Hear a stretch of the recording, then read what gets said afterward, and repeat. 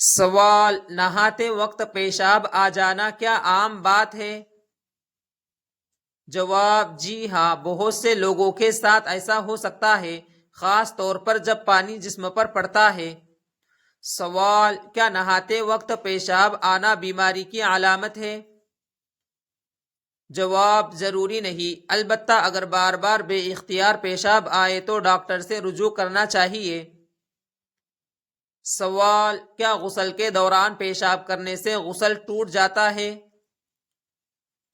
جواب: اگر غسل جنابت کر رہے ہو تو پیشاب کے بعد شرمگاہ دھو کر وضو دوبارہ کرنا بہتر ہے۔ سوال: کیا غسل خانے میں پیشاب کرنا جائز ہے؟ جواب: جائز ہے، لیکن صفائی کا خاص خیال رکھنا ضروری ہے۔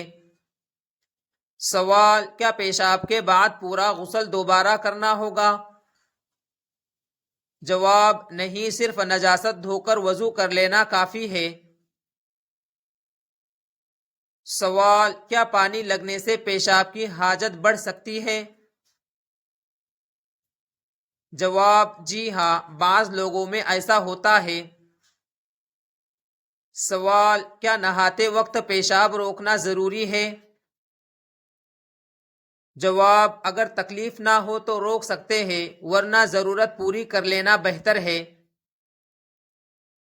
سوال: کیا پیشاب آنے سے غسل کا پانی ناپاک ہو جاتا ہے؟ جواب: بہتے ہوئے پانی میں نہیں، لیکن ٹھہرے ہوئے کم پانی میں نجاست اثر انداز ہو سکتی ہے۔ سوال: کیا بچوں کو نہاتے وقت پیشاب آنا معمول کی بات ہے؟ جواب: جی ہاں، یہ عام بات ہے۔ سوال: کیا اسلام میں غسل خانے میں پیشاب سے منع کیا گیا ہے؟ جواب: بعض احادیث میں احتیاط کا حکم آیا ہے تاکہ وسوسے اور گندگی سے بچا جا سکے۔ سوال: کیا پیشاب کے بعد وضو ٹوٹ جاتا ہے؟ جواب: جی ہاں، وضو ٹوٹ جاتا ہے۔ سوال: کیا غسل کے دوران وضو کی حالت باقی رہتی ہے؟ جواب: پیشاب آ جائے تو وضو ختم ہو جاتا ہے۔ سوال: کیا خواتین کو بھی نہاتے وقت پیشاب آ سکتا ہے؟ جواب: جی ہاں، مردوں اور عورتوں دونوں کو ایسا ہو سکتا ہے۔ سوال: کیا یہ جسمانی دباؤ کی وجہ سے ہوتا ہے؟ جواب: بعض اوقات مثانے پر دباؤ کی وجہ سے ایسا ہوتا ہے۔ سوال: کیا ٹھنڈے پانی سے پیشاب کی حاجت بڑھ سکتی ہے؟ جواب: بعض افراد میں ایسا ممکن ہے۔ سوال: کیا گرم پانی بھی یہی اثر رکھتا ہے؟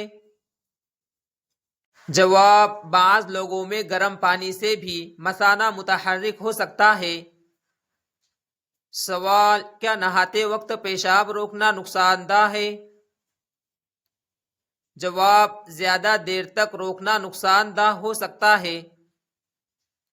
سوال: کیا بار بار ایسا ہونا تشویش کی بات ہے؟ جواب: اگر تکلیف یا جلن بھی ہو تو ڈاکٹر سے مشورہ کریں۔ سوال: کیا غسل سے پہلے پیشاب کر لینا بہتر ہے؟ جواب: جی ہاں، اس سے آسانی رہتی ہے۔ سوال: کیا نہانے کے دوران پیشاب کرنا بدتمیزی شمار ہوتا ہے؟ جواب: یہ صفائی اور ماحول پر منحصر ہے۔ سوال: کیا پیشاب کے قطرے کپڑوں پر لگ جائے تو کیا حکم ہے؟ جواب: نجاست دھونا ضروری ہے۔ سوال: کیا پیشاب کے بعد صابن استعمال کرنا ضروری ہے؟ جواب: ضروری نہیں، پانی سے اچھی طرح دھونا کافی ہے۔ سوال: کیا غسل جمعہ میں بھی یہی حکم ہے؟ جواب: جی ہاں، وضو پیشاب سے ٹوٹ جاتا ہے۔ سوال: کیا غسل کے دوران پیشاب آنا کمزوری کی علامت ہے؟ جواب: ہمیشہ نہیں۔ سوال: کیا بوڑھے افراد میں یہ زیادہ ہوتا ہے؟ جواب: جی ہاں، عمر بڑھنے کے ساتھ ایسا ہو سکتا ہے۔ سوال: کیا حاملہ خواتین میں بھی ایسا ہوتا ہے؟